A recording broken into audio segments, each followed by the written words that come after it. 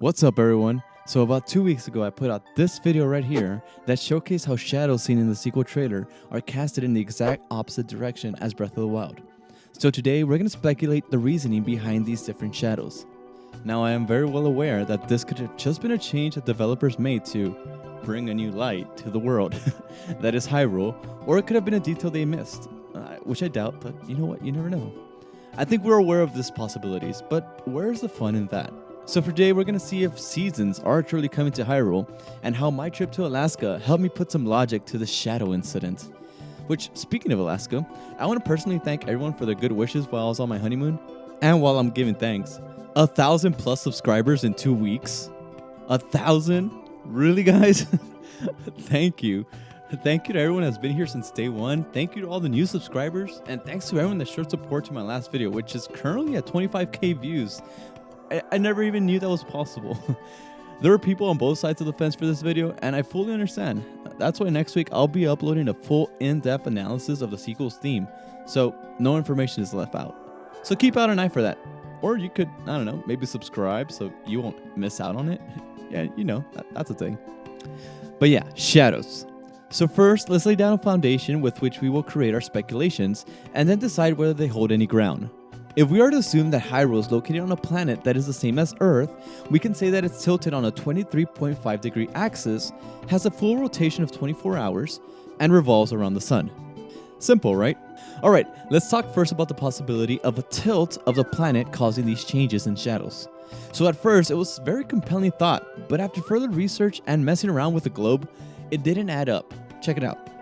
So in Breath of the Wild, we know that shadows are casted facing south. And looking at this graph, it says that shadows face north in the northern hemisphere. So if these face south, that means Hyrule is in the southern hemisphere of its planet.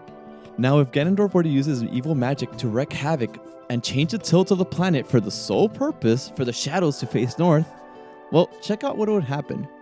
Yes, the shadows do technically face north now, but the whole land is basically now facing the opposite direction. Our point of reference being Death Mountain is now located in the south of the map, so it's not something that would be plausible. So now on to the next one, and one that I was really excited for the possibility of it being a reality. Seasons. When I saw comments saying that different shadows could mean different seasons, I got a thrill thinking of how Hyrule Field could look with a blanket of snow. But let's just see how possible seasons really are. In simple terms, again stuff we maybe learned in middle school or something, seasons occur because the Earth revolves around the sun on its 23.5 degree tilt. When the planet is located here, the northern hemisphere experiences summer because the sun is hitting it directly and for a longer amount of time per day. When it's located right here, the northern hemisphere experiences winter because the sun isn't hitting it directly and it's hitting it for a much lesser time. Simple, right? I think everyone's aware of this. Now, this is all great stuff, but does it change the shadows that would be casted on Hyrule? If we look here, we see that throughout the entire year, the sun shifts its location from being either higher or lower. But if we look again at this graphic, it clearly states that if a place is located on the northern hemisphere, shadows will always be casted north. And in the southern hemisphere, shadows will be casted south. Yes, the sun will move its location, but not enough to change the casted shadow a full 180 degrees. And as much as it pains me to admit it, I do not think we're going to be seeing seasons coming to the sequel. I know, guys, it hurts me too. But maybe one day we'll see that snowy Hyrule Field. One day. Now on to the last piece of speculation. So while at Alaska, I visited a gorgeous small port town called Seward. When on a boat excursion, the captain told us that in 1964, Alaska was hit with the strongest earthquake ever recorded in North America. I know there are several Alaskan viewers, so they can tell us more about this. Anyways, short story, this caused huge destruction throughout the state. But what caught my attention, and what is relevant to this video, is that this earthquake caused Seward to instantly move 43 feet south. Not a lot, I know, but keep in mind that this town is located about 125 miles from the initial point of the earthquake. So even though it was that far away, it was able to shift the location of this town.